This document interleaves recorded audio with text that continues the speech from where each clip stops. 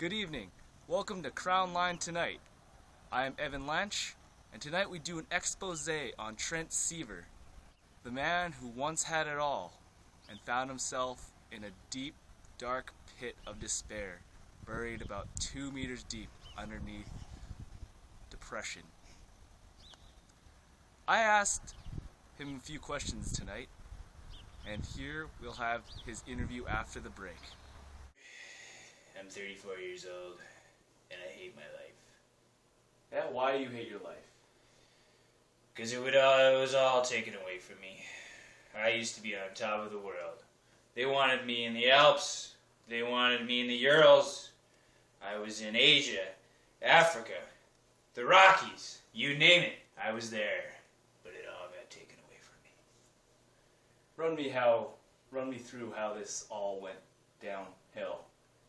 Well, about 15 years ago, I'd say, I was sniffing out people everywhere. I had a gift. I could sniff people 4 meters down under the snow. They'd get lost in an avalanche, and I'd be there, better than any technology that we had at the time. And I could sniff them out, man. Dig them up.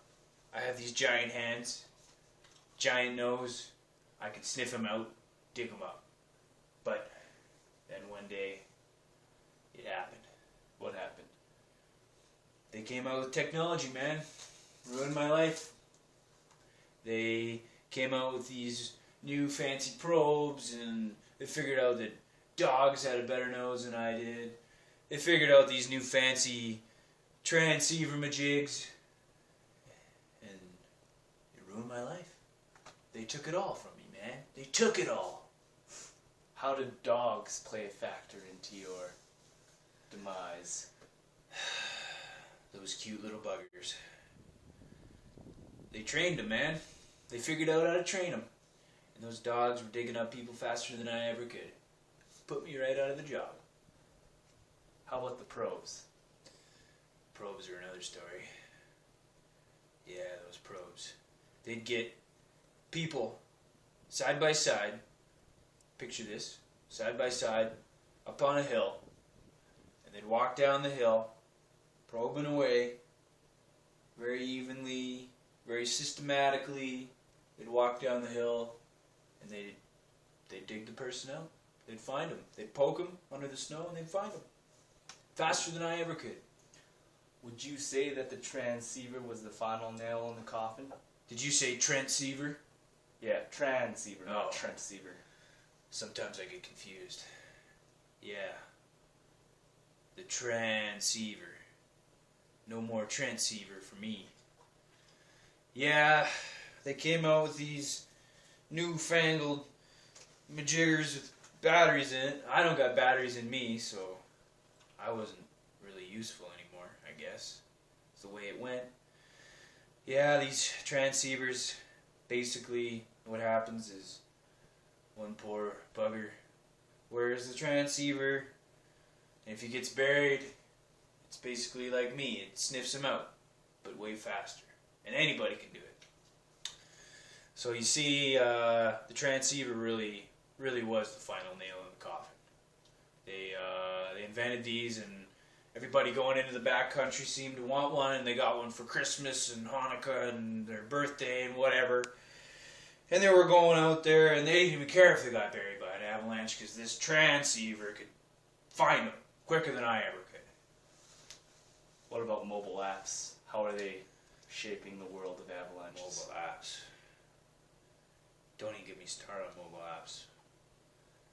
You know, people think that they work, and they think that they can replace me with a mobile app. They're wrong, man.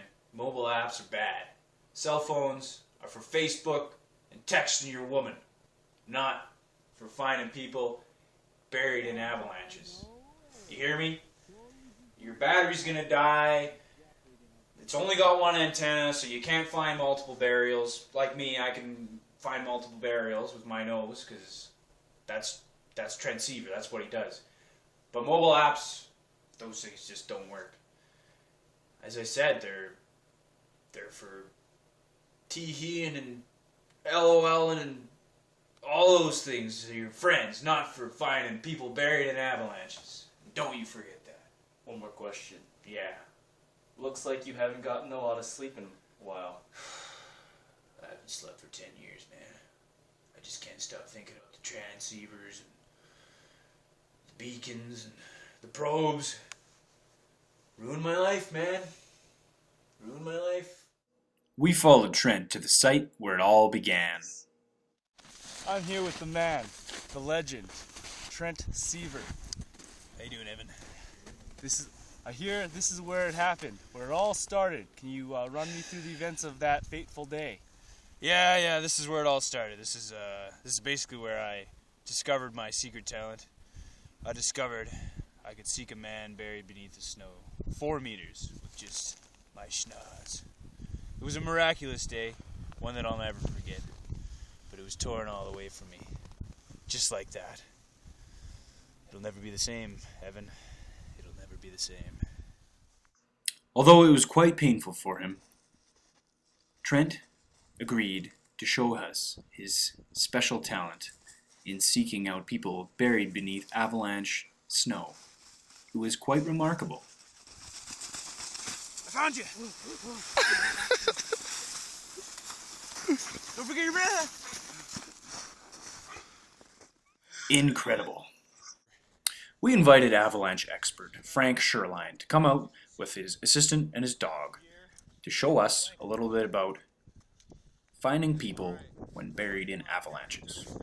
Frank showed us how to properly use a probe, as well as a few other techniques. Let's watch. There's about a foot between us. You want to start with your first probe straight down like this. Oh, that's the ground. Ground. Take a step. In Frank's demonstration, him and his partner are walking down the avalanche slope. For every step they take, they make 3 stabs with the probe. 1 to their left, 1 to their center, and 1 to the right. This results in an evenly spaced amount of probes between the probe line. As they move forward and take another step, they repeat the process. In doing this, they hope to be able to recover the person who was buried in the avalanche.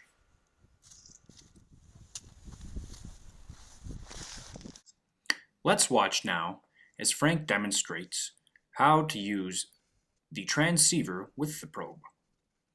As Frank goes down the avalanche slope, he's obviously a bit drunk, he goes down in a zigzag pattern, back and forth down the slope, with his transceiver set to receive. He is now receiving the signal of the buried person. He's zeroed in on it.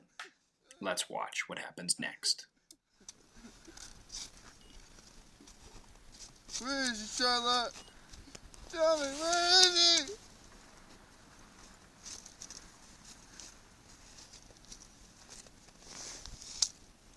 Oh, sacre bleu!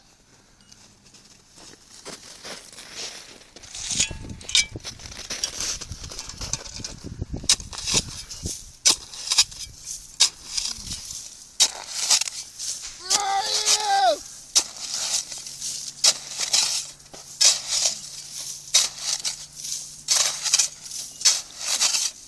Oh!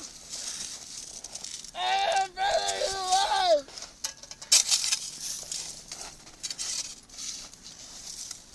There's his head! Oh, shit! Dude! Thank you! Let's see what happens when Frank substitutes a transceiver for a cell phone. Avalanche! Oh, Bryce! Bryce, where are you, man?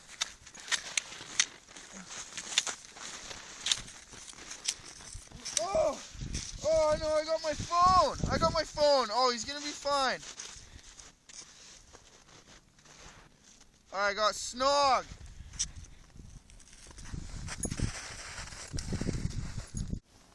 No way, man. I totally just missed that avalanche.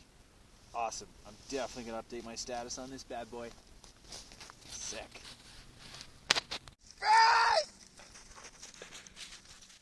Top-of-the-line transceiver technology is obviously far superior to that of cell phone transceiver app technology. Oh, hey, dude. Bryce! Are you buried? No, man. You got a snog on, dude? No, dude. I'm Facebooking. See that avalanche? Oh, Just missed me, man. Just telling the folks about it. oh my Me and god. Charlotte here, just hanging out in the sunshine. Yeah, dude. No, I don't have snog on. Why would I have snog on? Well, I thought you were caught in that avalanche, so I pulled out my phone. No, dude. I'm way faster than any avalanche. You should know that. Oh, my phone's dead now. Yeah, well, that's what happens with snog, you know. Get on Facebook, though.